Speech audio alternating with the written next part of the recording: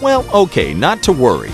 The American stars can be replaced by Indians, Arabs, or Koreans. National cultures will develop much better without Americans. More folk traditions, more national originality. In general, one can get along without culture, especially without American culture. But more serious problems have arrived. How can we do without American science? It suffices to note that more than half of the Nobel laureates since 1950 have been citizens of the United States.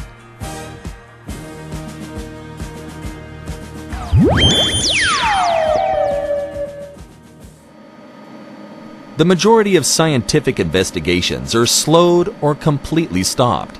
Progress in world science and technology slows down, and many technologies that are crucially important for sustaining life are under threat of complete collapse, since they were created and carried out with the direct and very active participation of Americans. In our time, only reindeer breeders and mountain shepherds can live without computers, the internet, and machines. The successful functioning of the rest of society is not possible. To create a new scientific elite is far from an easy task.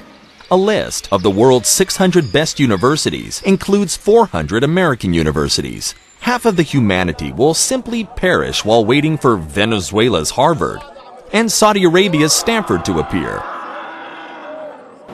Earthquakes, floods, typhoons, tsunamis.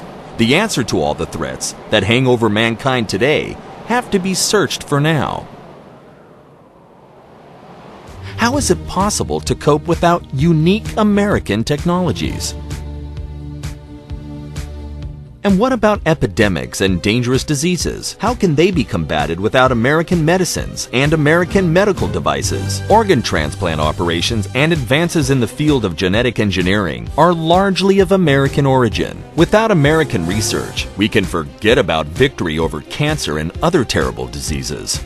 Shortages of produce and water resources, catastrophic pollution of the environment, energy crisis, global warming. Only science and modern technology can save the human race from these threats.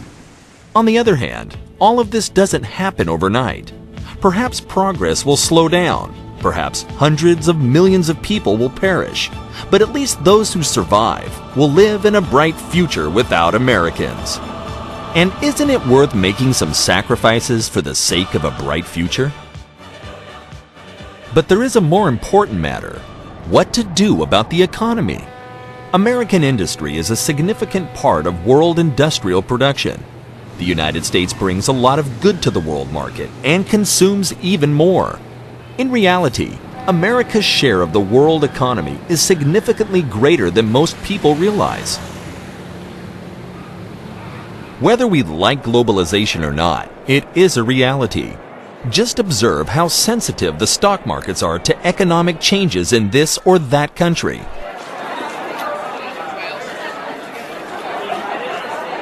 If the wind blows cold somewhere in Hong Kong, people sneeze in London and Paris. Exports to America are the basis for many countries' prosperity. American stores are full of Japanese electronics. Japanese, Korean, and German cars run on the streets of American cities. The shelves are full of vegetables and fruits from South America. Where could all this stuff be sent if the main buyer were to disappear? Workshops and factories would begin to close. The demand for energy supplies would begin to shrink. Oil and gas would get cheaper. Prices will slide. And in the end, will simply collapse.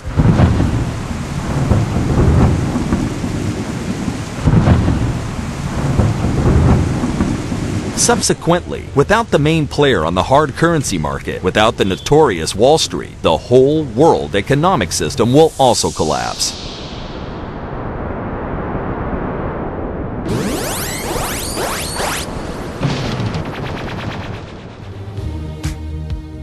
New productive powers will also not be discovered.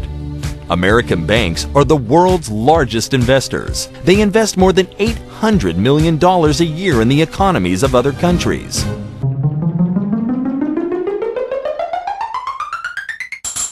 The flood of petrodollars will practically run dry, but the populations of oil-producing countries have already gotten used to the good life. And now the shadows of unemployment, misery, social conflicts, and devastation hang over them. Runaway inflation, the collapse of national currencies, industrial crisis will touch on everyone in a domino effect. Nobody can be saved. No one can remain on the sidelines. A classic revolutionary situation will be created. This will mean meetings, strikes, protests, violence, anarchy, and chaos. The hungry person will go after the well-fed. The beggar will go after the wealthy. Cities will struggle with other cities. Tribes will fight with other tribes. And it is a well-known fact that revolutions are made not only by hungry people, but also by well-fed people who have missed a single meal. Europe will of course try to calm the situation and replace the United States in the political arena. But who will rely on Europe now? Totalitarian regimes respect only strength. In the newly created situation, the leaders of terrorist organizations and dictators will come to power in the majority of Muslim countries. In Southeast Asia and Latin America, the number of dictatorial regimes will grow in tandem with exponential growth in the number of social protests. In Russia, the rapid fall of oil and other energy prices will cause the level of life to fall many times. The loud displeasure of a population falling into misery will bring to power fundamentalists, professional patriots, obscurantists, soldiers, and all sorts of power structures united by the idea of a strong hand. Of course, the new rulers will succeed in putting several million people in Stalinist-style prisons and spreading nationalist propaganda. But the mountains of piled-up bombs and rockets will not save Russia from penetration by all types of fighters and local nationalists from the Caucasus and Central Asia, and by Chinese and Koreans who have been looking with lust at the empty Siberian spaces from the east. Civilized Europe, which has always treated Russia with suspicion, will turn away from the inhuman face of Russian nationalism. The political atmosphere in the world will grow ever more threatening. Dictatorial regimes are inclined to expansion and aggression. The notorious superpower is around no longer. There is no strong player who can restrain those who intend to violate the rules of the game. There are no enforcers, no police, and this means that everything is permitted. Already today, Iran and North Korea have tried to acquire nuclear weapons, but now every country that is not lazy will acquire them, and then one explodes somewhere. For there are no longer moral boundaries, since the feeling of fear disappeared together with America. Who will be first? Maybe North Korea was offended by China, or India and Pakistan decided to test their atomic power on each other. Or perhaps the notorious Hugo Chavez decides to use his billions of dollars of armaments. Maybe Israel will launch a preventive strike, or on the contrary, the Arab countries will try to attack Israel. Perhaps the Sunnis and Shiites don't want to share the flocks of sheep. Maybe Russia will get tired of always having to defend itself against its neighbors and decides to destroy them with a single stroke. In general, it is enough just to begin.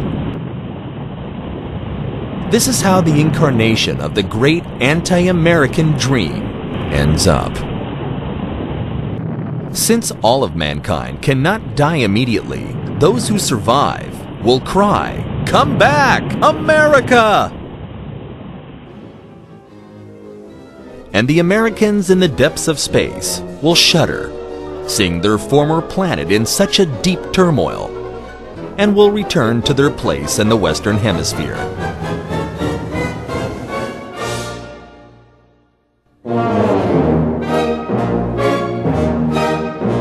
America is back!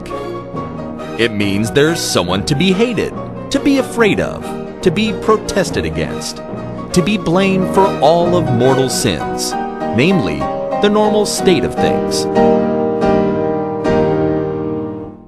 In Fate God, there are still people on Earth who are able to think and correctly evaluate America's place in the real world.